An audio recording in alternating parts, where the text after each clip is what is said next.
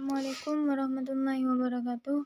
Saya atas nama Fitriya Nur Mamfirah, saya mahasiswi di Institut Agama Islam Al-Qadiri Jember.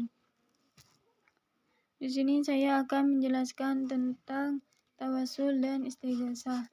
Tawasul adalah salah satu jalan dari berbagai jalan tadzarru' kepada Allah. Sedangkan wasilah adalah setiap sesuatu yang dijadikan oleh Allah sebagai sebab untuk mendekatkan diri kepadanya. Adapun istighosah adalah meminta pertolongan kepada Allah yang dimilikinya, kepada Allah yang memilikinya, yang pada hakikatnya adalah Allah semata. Akan tetapi Allah membolehkan pula meminta pertolongan atau istighosah kepada para nabi dan para walinya.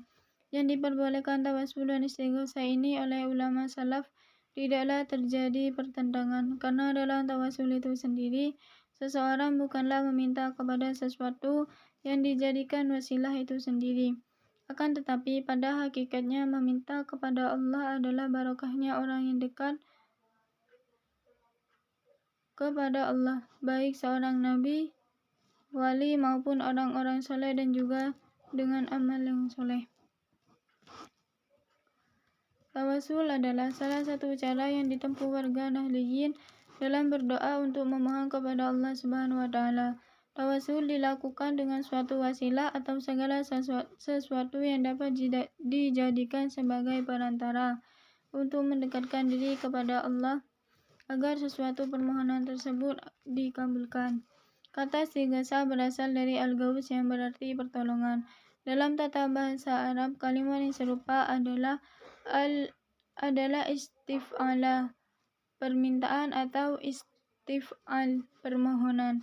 Mengukil buku himpunan teks khutbah Jumat oleh Dr. Handes Agus Hermanto dan kawan-kawan, istighosah menurut ahli nahwu adalah meminta pertolongan kepada Allah Subhanahu wa Ta'ala atau seseorang yang mampu. Anjuran untuk beristighosah bagi umat muslim tercantum dalam beberapa hadis. Jenis-jenis istighosah. Istighosah yang diperintahkan yaitu istighosah kepada Allah Ta'ala. Hal ini sebagaimana diterangkan dalam Al-Quran surat Al-An'am dan surat Al-Anfal. 2. Istighosah yang diperbolehkan yaitu istighosah atau meminta bantuan kepada seseorang yang mempunyai sifat hayyun, hidup, qadir, mampu, dan ada di hadapan kita. Yang ketiga yaitu istighosah yang dilarang, yaitu istighosah kepada selain Allah, seperti kepada orang yang sudah meninggal, yang gaib, jin, dan yang lainnya,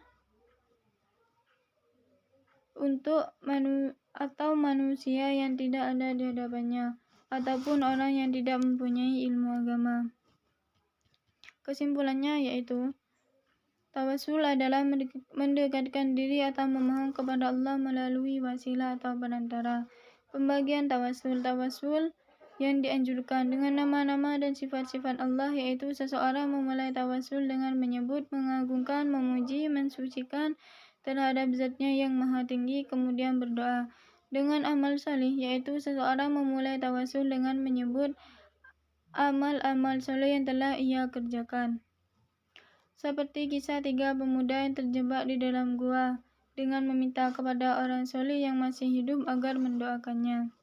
Yang kedua yaitu tawasul yang dilarang, yaitu bertawasul dengan seseorang yang tidak ada tuntunannya dalam Al-Quran dan Sunnah, namun tidak mengandung unsur kemusyrikan, seperti bertawasul dengan hak dan kedudukan para nabi. Contohnya, tawasul seseorang yang mengucapkan, "Ya Allah, aku memohon kepadamu dengan hak dan kedudukan para nabi."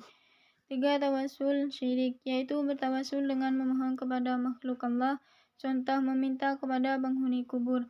Walaupun pelakunya menerangkan praktek ini dengan tawasul dan meyakini hal ini memiliki keutamaan tersendiri, namun sebenarnya perbuatan ini adalah syirik. Istighosah adalah memohon dengan tingkat permohonan yang sangat mendesak, ingin dikabulkan agar hajatnya terpenuhi dan terhindar dari sesuatu yang sangat membahayakan atau malapetaka. Hanya Allah saja yang mampu mengabulkan doa ketika seseorang dalam kesulitan. Lalu